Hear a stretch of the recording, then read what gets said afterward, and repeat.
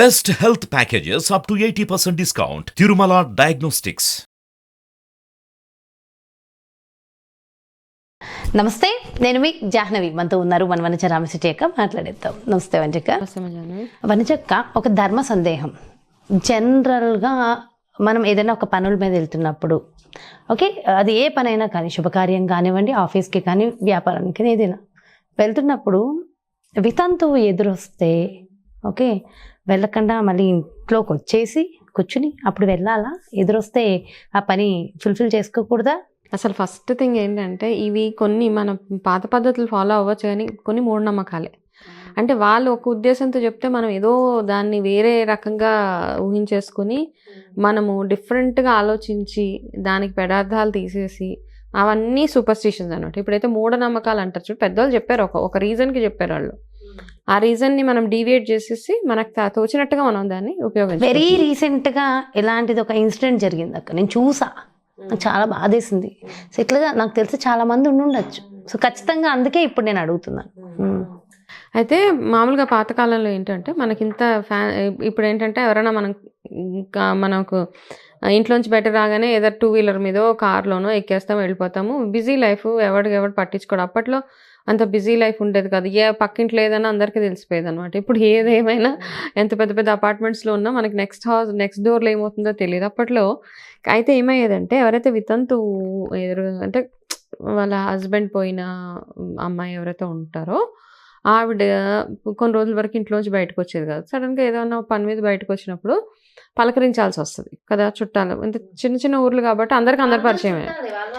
అయితే ఆ పలకరించే ప్రాసెస్లో మనం ఎదురుగా వెళ్ళినప్పుడు మళ్ళీ ఎమోషన్ అది కదా, వాళ్ళ భర్త పోయినప్పుడు సడన్గా మనం ఎదురైనప్పుడు వాళ్ళు ఏడుస్తారు. పలకరించినప్పుడు ఏడుపు, వాళ్ళకి ఆటోమేటిక్గా ఏడుపు వస్తుందని. అందుకని ఏం చేసేవాళ్ళంటే, అమ్మాయి ఎదురుగా ఉండొస్తుంటే కొంచెం పక్కకు తప్పుకునేవాళ్ళు, ఎందుకు మళ్ళీ ఏడిపించాలి వాళ్ళని అనేసి. అయితే మంచి కాజే, మంచి రీజనే, పెద్దవాళ్ళు చెప్పింది ఏమీ తప్పు కాదు. భర్త చనిపోవడం ఆమె తప్పు ఎలా అవుతుంది చెప్పు కదా. సో చనిపోయింది అలా అని వెళ్ళి పలకరిస్తే మళ్ళీ ఆవిడ ఎక్కడ బాధపడతారో, మళ్ళీ అయిపోయిన విషయాలు గుర్తు చేయాల్సి వస్తుంది. ఈ ప్రాసెస్ ఇవన్నీ ఆలోచించి వాళ్ళు ఒక పద్ధతి పెట్టారనమాట. ఆ ఎదురు వస్తుంటే కాస్త పక్కకి వెళ్ళండి అనేసి. అది కొన్ని రోజుల వరకు మాత్రమే. దాన్ని మనం పర్మనెంట్ చేసేసి ఎప్పుడు ఏ వీడియో ఎదురొచ్చినా వెళ్ళకుండా, ఎదురొచ్చిన ఆవిడని బాధ పెట్టేసి వాళ్ళ ఎదురుగుండానే అయ్యో అని తప్పుకోవడము, కొంతమంది అయితే వాళ్ళ ముందే ఇలాగ కింద ఊయడం, ఇవన్నీ మూఢనమ్మకాలు తప్పిస్తే నేను మాత్రం ఏం పట్టించుకోను. నేను ఏం పట్టించుకోను. నాకు ఎవరు ఎదురొచ్చినా నేను వెళ్ళిపోతాను. అవును, పట్టించుకోవద్దు. ఎందుకంటే ఇప్పుడు ఇంట్లో పెద్దవాళ్ళు ఉంటారక్క, అమ్మమ్మలు, నానమ్మలు, మరి వాళ్ళు ఎన్ని చూసారు అసలు వాళ్ళు చెప్పే ప్రతి మాట. ఫస్ట్ శుభకార్యం అంటే వాళ్ళ కాళ్ళకి దండం పెట్టుకోవాలి. వాళ్ళ ఆశీర్వచనాలు చాలా ముఖ్యం. మనస్ఫూర్తిగా నాలా కాకూడదు, వీళ్ళు బాగుండాలని ఆశీర్వదిస్తారు వాళ్ళు. అయితే ఏంటంటే ఇప్పుడు మనకు ఒక ఇది అనమాట, ముత్తైదుగా చనిపోతేనే వాళ్ళు పుణ్యాత్ములు, భర్త చనిపోయిన వాళ్ళు పాపాత్ములు. ఇవన్నీ ఫస్ట్ థింగ్ ఏంటంటే ఫస్ట్ మైండ్లో నుంచి తీసేయాలి. అండ్ అట్లా ఎదురొచ్చినప్పుడు నేనైతే ఏం పట్టించుకోను. అది మన మనసులో ఏముందో, మన మనసుని డిపెండ్ అయి ఉంటుంది. మనం వెళ్తున్నప్పుడు అబ్బా వీళ్ళు ఎదురొచ్చారు, నేను వెళ్ళిన పని అవ్వదు అంటే డెఫినెట్గా అవ్వదు. లా ఆఫ్ అట్రాక్షన్ ఇక్కడ వర్క్ చేస్తుంది డెఫినెట్గా. మనం అదే మైండ్తో వెళ్తాం కాబట్టి అక్కడ ఏ చిన్నది అయినా ఓహో వాళ్ళు ఎదురొచ్చారు కాబట్టి వెళ్ళాము అనేసి తర్వాత టైం వాళ్ళు ఎదురొస్తే ఇంకా అసలే వెళ్ళకుండా ఉండడము, ఇవన్నీ కంటిన్యూయేషన్ తప్పిస్తే ఫస్ట్ ఆఫ్ ఆల్ ఇప్పుడు ఎవరు పట్టించుకోవట్లేదు మోస్ట్లీ. నిజంగా నేను చాలా షాక్ అయ్యాను. ఇంకా ఉన్నారా ఈ రోజులో? నేను అలానే అనుకున్నా, పట్టించుకోవట్లేదు. ఇప్పుడు ఈ మధ్య కూడా అలా ఉంటున్నారు కాబట్టి ఫస్ట్ ఆఫ్ ఆల్ అలానే మూఢనమ్మకాలు వాటి నుంచి ఫస్ట్ అందరు బయటికి రండి. అలా అంటే ఒకప్పుడు అసలు మరి భర్త చనిపోతే అదే చితి మంటల మీద భార్యను కూడా వేసేవారు. కందుకూరి వీరేశలింగం పంతులు గారు దాని నుంచి మనందరినీ బయట అంతే కదా. ఇప్పుడు అవేమీ లేదు కాబట్టి మీ మైండ్లో ఏది ఉంది, ఎవరైనా ఎదురొచ్చినప్పుడు మీరు క్లియర్ మైండ్ తోటి వెళ్ళండి, నేను వెళ్ళే పని సక్సెస్ఫుల్గా అవుతుంది అని వెళ్ళడం తప్పిస్తే ప్రతిదీ ఎదురొచ్చిన వాళ్ళకి రుద్దడము అట్లాంటివి బ్యాడ్ థింగ్స్. అండ్ మనం ఇంటికి పేరెంటాలకి వితంతు వస్తే కూడా మనం ముత్తైదుకి ఇస్తే ఎంత ఫలితం దక్కుతుందో దానికి 100 రెట్లు ఎక్కువ పుణ్యము. మనము వితంతువుకి తాంబూలం ఇస్తే అంత ఫలితం ఉంటుంది కాబట్టి. కానీ నిజంగా చాలా మందికి చేతులు రావు. మరేమో మరి వాళ్ళకి ఏదో కీడైపోతుంది, చెడైపోతుంది, ఫిక్స్ అయిపోయినాయి. దేని మీద పెట్టాలో దాని మీద మైండ్ పెట్టాలి తప్పిస్తే అనవసరమైన కొన్ని ఉన్నాయి పద్ధతులు. కొన్ని పద్ధతులు ఫాలో అవ్వాల్సింది, మన పాత ఆహారపు అలవాట్లు, పూజా పద్ధతులు, పూజా విధానాలు ఏవైతే మనకు ఉన్నాయి పురాణాల్లో రాసి ఎలా అయితే ఉందో అవి కొన్ని ఉంటాయి. చేతి కంకణాలు కట్టుకోవడం, దిష్టి తీయడం, ఇవన్నీ ఉన్నాయి కాబట్టి అవన్నీ వాళ్ళ నమ్మకం డెఫినెట్గా ఎనర్జీ వర్క్ చేస్తుంది. ఈ ఎదురు వస్తే వెళ్ళకపోవడాలు, ఇవి అవతల మనిషిని ఇబ్బంది పెట్టేయడాలు, అంటే ఈ మంచి నమ్మితే మంచి జరుగుద్ది, చెడు నమ్మితే చెడు జరుగుద్ది. ఎదుటి వ్యక్తిని హర్ట్ చేయకుండా, ఇబ్బంది పెట్టకుండా మనం ఏదన్నా చేయొచ్చు. అంతే. ఎదుటి వ్యక్తులను మాత్రం ఎప్పుడు హర్ట్ చేయొద్దు. వాళ్ళు హర్ట్ అయితే అంత కొడుతుంది. అదే కదా, వాళ్ళు నిజంగా వాళ్ళు ఇప్పుడు ఎవరైనా ఎదురొచ్చినప్పుడు అయ్యో అని మన టపక్కన వెనక్కి తిరిగేసి వెళ్ళిపోతే ఏమవుతుంది? వాళ్ళు బాధపడతారు. వాళ్ళు బాధపడుతూ మనం వెళ్తే ఏమైనా వర్క్ అవుతుంది? అసలు అవ్వదు. తుమ్మితే వెళ్ళకూడదు అంటారు. తుమ్మితే అప్పుడు ఏంటంటే నార్మల్గా ఎదురు తుమ్ము మంచిది కాదు, వెనక తుమ్ము మంచిది, ఇలాంటివి కూడా ఉంటాయి. నార్మల్గా ఇప్పుడు ఏంటి, కోవిడ్ టైంలో మనకి తెలిసింది ఏంటి, ముఖం మీద తుమ్మితే మనకి ఇన్ఫెక్షన్ వస్తుంది. కాబట్టి ఎదురు తుమ్మితే వెళ్ళకూడదు అంటే కాస్త ఆగి, కొంచెం ఏమైనా ఇన్ఫెక్షన్స్ గట్టా అవుతాయి కాబట్టి కాస్త ముఖం అది కడుక్కొని అప్పుడు వెళ్ళమని. అదేమని ఉంటే ఓకే అలా చెప్పేవాళ్ళు. వెనకాల తుమ్ము అంటే వెనకాలకు మనకేం సంబంధం లేదు కాబట్టి వెనక తుమ్ము మంచిది. ఇలాగా రకరకాల పిల్ల ఎదురు వస్తే, మరి నల్ల పిల్ల ఎదురు వస్తే మంచిది కదా, అసలు పిల్ల ఎదురు వస్తే మంచిది కాదంటారు. దానికి పిల్లి యాక్చువల్గా పిల్లి సెంటిమెంట్ ఎక్కడి నుంచి వచ్చింది అంటే కనుక, కొన్ని వేరే యూరోపియన్ కంట్రీస్లో వాటిని పిల్లిని కొంచెం బ్లాక్ మ్యాజిక్ లై చేయడానికి వాడేవాళ్ళు.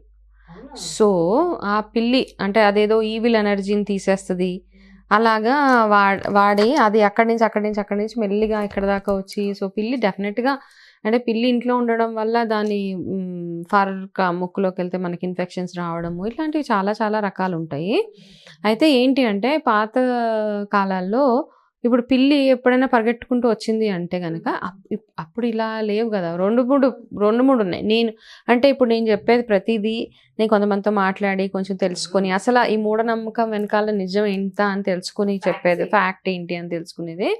అయితే 2 ఫ్యాక్ట్స్. ఒకటి, ఒక కాలం తర్వాత మనకి ప్లేగ్ వ్యాధి బాగా ఉండేది, ఎలకల వల్ల వచ్చేసేది. సో ఎక్కడి నుంచి అయితే పిల్లులు వస్తున్నాయో అక్కడ డెఫినెట్గా ఎలకలు ఉంటాయి, చనిపోయిన ఎలకలు కూడా ఉంటాయి. కాబట్టి ఈ ప్లేస్ ద్వారా వెళ్తే మనకు కూడా ఎలకలు వచ్చి ప్లేగ్ వస్తుంది అన్న ఒక రీజన్. రెండోది, పిల్లి ఎక్కడి నుంచి అయితే పరిగెట్టుకుంటూ వస్తుందో, పిల్లి ఎప్పుడైతే పరిగెట్టుకుంటూ వస్తుందో, ఎప్పుడు పరిగెట్టుకుంటూ వస్తుంది అంటే ఏదైనా ఒక పెద్ద జంతువు ఆ పిల్లిని చేసి చేయడమో దాన్ని వెంటపడడమో అవుతున్నప్పుడు పిల్లి వస్తుంది. కాబట్టి ఇక్కడ జాగ్రత్త పడేవాళ్ళు అనమాట. ఓహో ఇది పిల్లి ఇలా పరిగెట్టుకుని వస్తుందంటే దీని వెనకాల ఇంకోటి ఏదో అవాంతరం మనకి రాబోతుంది అన్న ఒక ఇది. ప్లేగ్ ఒకటి. పెద్ద అడవిలో అలా వెళ్తున్నప్పుడు పిల్లి ఇలా క్రాస్ చేస్తే వెళ్ళకూడదు, పిల్లి క్రాస్ చేశాక వేరే ఎవరైనా దాటాక మనం వెళ్తామని చాలా మంది వెయిట్ చేస్తారు అక్కడ. ఓకే, నాకు కూడా చెప్పేవాళ్ళు చాలా మంది, పిల్లి వెళ్ళింది ఆగు, ఎవరైనా వెళ్ళాక నువ్వు వెళ్ళంటే వాళ్ళకి చెడు అయిపోయి, వాళ్ళు ఏదైనా అయిపోయి, మనం మాత్రం బాగుండాలి. ఓకే, సో పిల్లి ఇలా క్రాస్ అయ్యి వెళ్తుంటే ఏంటంటే పరిగెట్టుకొని ఇలా క్రాస్ చేస్తే అసలు వెళ్ళకూడదు అంటారు.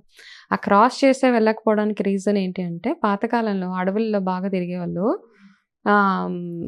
మన అడవిలో ఇదేంటి మన పొలాలు కొట్టుకోవడానికి రకరకాల యాక్టివిటీస్ ఉండేవి అడవిలో. ఆ వెళ్ళే ప్రాసెస్లో జంతువులు ఏదైనా ఒకవేళ ఈ పిల్లిని కనుక చేస్తుంటే వెంటబడుతుంటే పిల్లి పరిగెట్టుకొని వస్తుంది. అప్పుడు మనకి ఇండికేషన్ ఏంటి అంటే ఇంకో జంతువు ఏదో మనకు అవాంతరం ఏదో అవుతుంది అనేసి ఉన్న దగ్గర ఉండడము, లేకపోతే ఏదైనా ఒక సేఫ్ ప్లేస్లోకి వెళ్ళి ఉండడం తప్పిస్తే.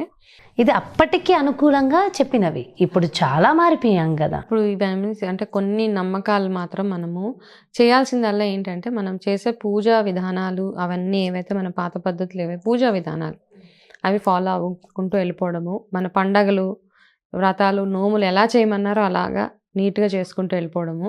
అంతే తప్పిస్తే అవతల మనిషిని ఇబ్బంది పెట్టి బాధ పెట్టి ఇలాంటి సూపర్స్టిషన్స్ ఏవైతే ఉన్నాయో అవి నమ్మకుండా మనము ప్యూర్ హార్ట్ తోటి, మన మనసు ఎలా ఉందో మన ఫ్యూచర్ అలా ఉంటుంది. కాబట్టి వాటి నుంచి కాస్త బయటపడితే బాగుంటుంది. వండర్ఫుల్, చాలా చాలా చాలా మంచి ఇన్ఫర్మేషన్ ఇచ్చారు అక్క. అండ్ ఇలాంటివి తెలుసుకోవడం చాలా ఇంపార్టెంట్.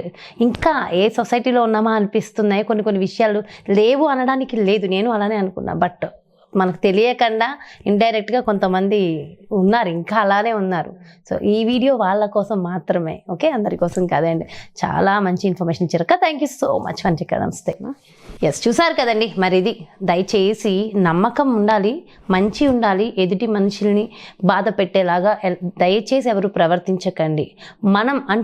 మనమేమి అనకుండా ఎదుటి వ్యక్తులు బాధపడుతుంటే అక్కడ మనం ఏం చేయలేం. బట్ మనం ఏమైనా అని ఎదుటి వాళ్ళు బాధపడితే డెఫినెట్గా అది అంతకంతా వచ్చేస్తుంది. సో కేర్ఫుల్ అందరూ మనుషులే, ప్రతి ఒక్కళ్ళు మంచినే తలుద్దాం, మంచి జరుగుతుంది, ఏది అనుకుంటే అది జరుగుతుంది. సో వనజక్క చెప్పినట్టుగా లా ఆఫ్ అట్రాక్షన్ అనేది అక్కడ ఖచ్చితంగా పనిచేస్తుంది, అది మంచికైనా చెడుకైనా. So be careful. అండ్ ఇలాంటి మూఢనమ్మకాల వైపు మాత్రం దయచేసి వెళ్ళకండి. మరో చక్కటి ప్రత్యేకమైన కార్యక్రమంతో మళ్ళీ మీ ముందుకు చేస్తాను. నమస్తే.